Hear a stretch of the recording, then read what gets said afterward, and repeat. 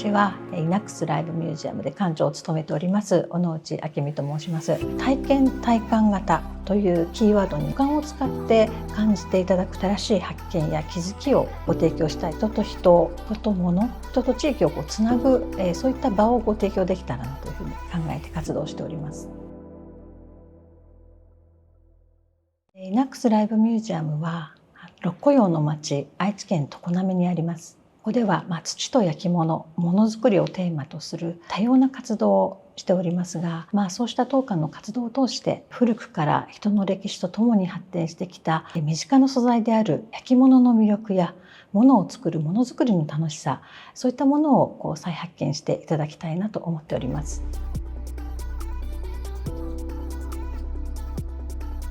住宅設備機器や建材のメーカーである株式会社リクシルが、タイルやトイレなどの水回り製品の事業の発祥の地であるこの常滑で展開をしている企業ミュージアム、文化施設でございます。焼き物製品にまつわる生活文化ですとか、弊社のものづくりを育んだこの六甲陽の町の常滑の歴史を活動を通して紹介しています。またここを訪れる方がものづくりの楽しさを体感できるような体験教室やイベントを開催するなど、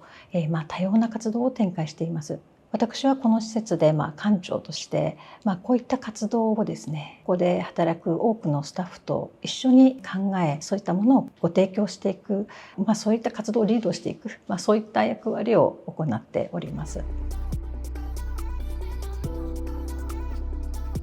まず私どもの施設の中には7つ館がありますが、そのそれぞれで土と焼き物にまつわる多様な活動を行っています。まずここに来ていただくとですね、焼き物がどのように作られるのか、またそうして作られた焼き物製品、例えば世界から集めた装飾タイルですとか日本の小便器、そういった焼き物製品が展示されておりまして、その歴史や魅力を知っていただくことができます。また六甲陽の町、この常滑で大正から昭和にかけて盛んになった土管製造ですね、着物産業の様子などもですねご紹介しておりますし、また企画展では独自に当館の学芸チームが発掘したテーマを掘り下げて展示を行っています。ここに来ていただく方にですね、実際に体験していただく光る泥団子作りですとかタイルを使ったワークショップ、そういったものもですねお客様に楽しんでいただくことができます。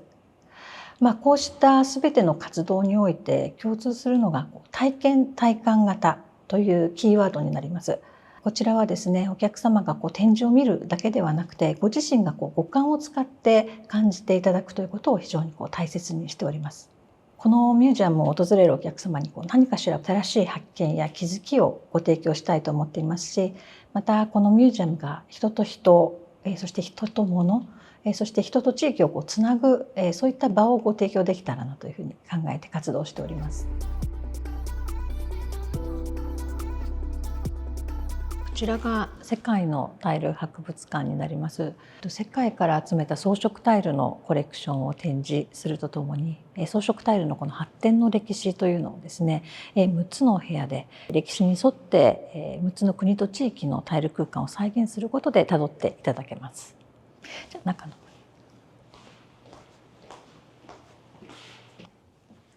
こちらがですね、今から5500年ほど前の古代メソポタミアの地域で非常に神聖な神殿の壁を覆った焼き物の装飾、クレイペグの装飾壁の再現展示になります。ぜひこの側面を見ていただきますと、これ丸いタイルを貼ったようにも見えるんですけれども、実はこういった円錐の形の焼き物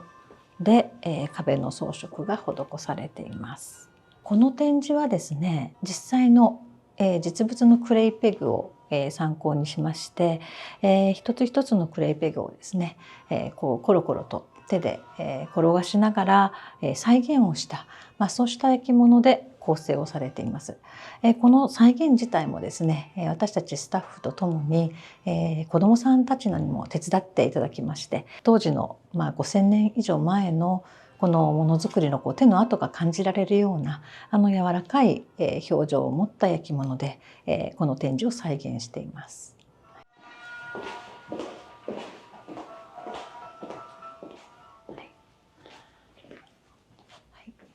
次にこちらがですね、イスラムの地域で、モスクですとか、あるいはお墓ですね、そういった建築の、天井ないしは、ドーム型の、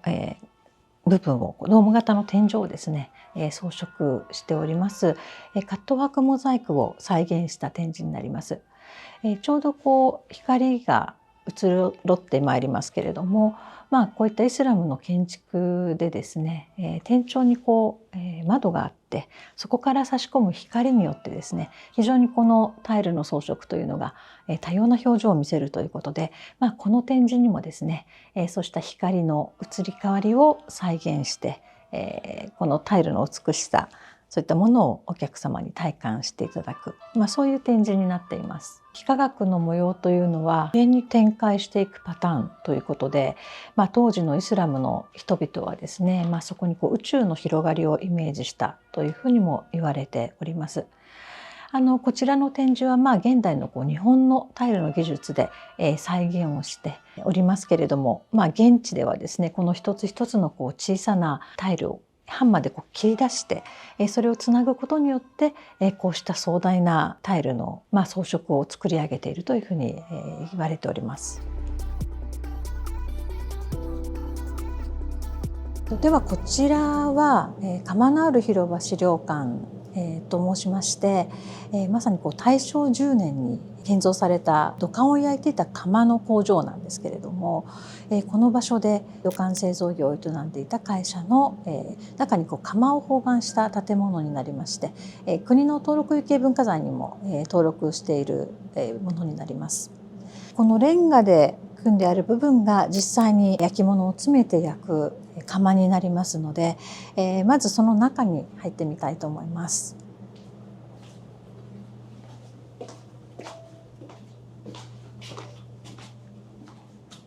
こちらの窯の中をご覧いただきますと、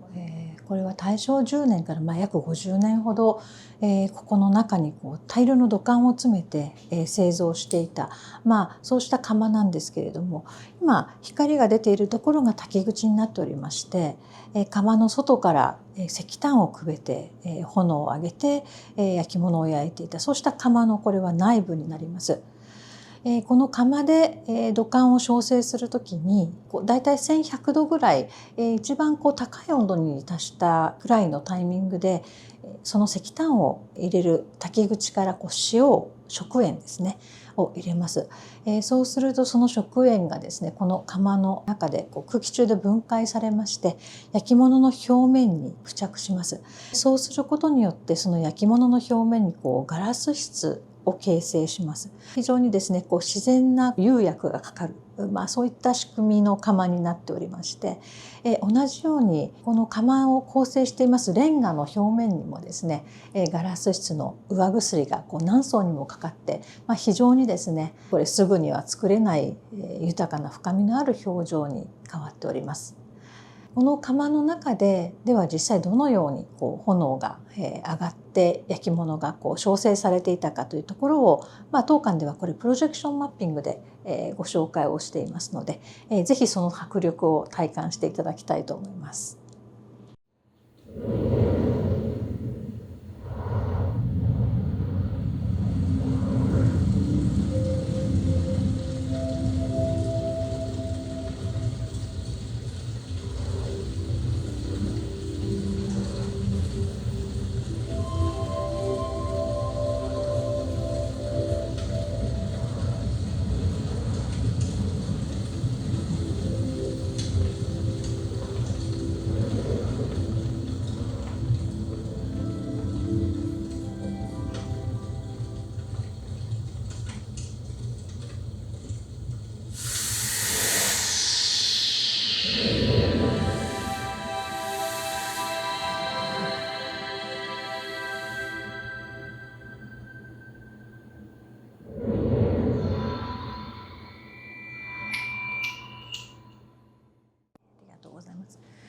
では外側に窯の外に出ていきたいと思います。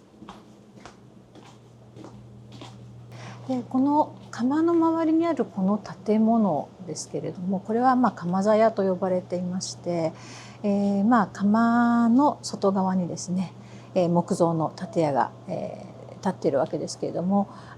その建屋のですね2階の部分、今これ全部床を取ってあるんですけれども、この2階の部分を使って成形した土管を乾燥させる、窯の熱を利用して乾燥させる、そういった場所としてこの2階の部分は使われていました。そして乾燥したものを1階に下ろして窯に詰めて焼成すると、そういうふうなね機能を持ったこれは工場の建物になります。ここに少しね詳しく、この建物の構造が書かれております。ちなみにこの煙突ですけれども、この煙突はですね地下の煙道を通じてこの窯の中とつながっていまして、窯で焼いた焼成をする時に出た煙というのは地下を通って煙突から排出されるという、そういうふうな仕組みになっています。この構造にすることでその窯の中ではですね空気の対流が起きまして、焼き物の上に炎が倒れる、まんべんなくこの炎が回ると、そういったところから、この窯投煙式というふうな窯になりますけれども、炎が倒れると書いて投煙式ですね。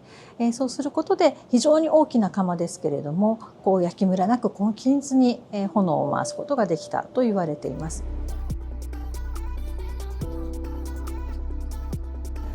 ではこちらが、今年2025年の4月にオープンしたばかりの7つ目の館になります。トイレの文化館といいます。まずこのトイレの文化館では日本のトイレ文化というところにフォーカスしまして、今世界でもですね非常に評価が高まっていると言われています日本のトイレ文化、その背景には何があるのかというようなところに焦点を当てて、展示をしております。まず最初のインスタレーションご覧いただきたいのですけれども、実はこのインスタレーション置いてあるもの、非常に美しい焼き物ですが、これすべてトイレになります。このトイレといういわば不浄な場所にですね、特にお客様にお使いいただくようなトイレについてこういった美しい焼き物製の便器を配置して、少しでも気持ちよく清潔に使っていただきたいという、そうした清浄を重んじる心ですとか、お客様へのもてなしの心というのが、日本のトイレ文化の背景には流れていると考えています。これは明治時代頃に非常に盛んに作られた、染付で装飾を施した小便器になりますけれども、こういった小便器はそのトイレにかける日本人の思いですとか、日本人の心、そういったものの象徴になっているんではないかなというふうに思います。次にこちらの土泥んこ館ですけれども、焼き物の原材料としての土に焦点を当てて、その土の魅力ですとか迫力、表現の可能性なんというものをですね感じていただきたいということで、2006年に建てた建物になります。この建築の外観を見ていただきますと、この壁もですね、日本の古来からのこれ中国から来た技法と言われますけれども、半築という技法で地元のですね常滑の鋼土という土をですね型枠の中に入れて突き固めて仕上げていくという、そうした半築の壁の仕上げになっています。地元の土が350トンぐらいね使われています。そしてですねこの建物の中に入りますと、中でも土の表現というのをたくさんご紹介しています。この内観もですね、日本の左官の仕上げをふんだんに使っています。こちらの壁、これ常滑大壁と呼んでいますけれども、これも塔を編んだような表情をしていますけれども、真ん中に通っているのはこれは焼き物になりますが、それ以外の部分というのはですね、コテで仕上げた左官の仕上げになっております。そしてこの柱ですとか梁、そういったところも左官の仕上げになっておりますし、あと正面に見えるブロック状の建材、これがですね日干しレンガになっておりまして、これもですね実はこの館を建てる時にワークショップで、地域のお子様などにもですね協力をいただきながらワークショップで作ったものを、建築の壁として使っております。あとこの今足元の、建材ですけれども、こちらもですね実は焼成窯で炎を通して焼いていない、建材になりまして、非常に足触りのね柔らかい、土を感じさせる、素材になっております。そしてまずこの館で非常に当館としてもですね、実際ご来館いただいた方が土に触れてこのものを作っていくというところを実際に体験していただける、そうした体験教室を開催しておりまして、非常に人気があるのがこの光る泥団子作りになります。一見ちょっと石のようにも見えますけれども、これ実は焼き物用の粘土を使って、このように光る球体に仕上げていく、光る泥団子作りという体験になります。だいたい1時間強ぐらいで、これ完成できるんですけれども、粘土の玉をですねまずまん丸になるように削りまして、その上からですねこうした液体状の色のついた粘土ですね、これを塗っていただいて、ご自身の意図するような表情をつけていただいて、その後こういった瓶の口を使って磨いていく。そして磨いていきますと、すぐにこんなにピカピカにはならないんですけれども、これをですね、ある程度磨いていただいて、そしてその後お持ち帰りになった後で、2週間ほどですねお手入れをしていただくと、これくらいですねツヤツヤと光る、泥の玉が完成します。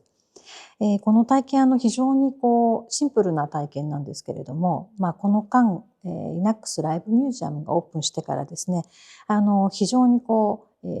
人気を博している体験でもありまして、小さな、お子さんから、ネクタイを締めたねビジネスマンまで非常に多くの方がですねこの体験教室楽しんでいただいています。この土に触る体験というのは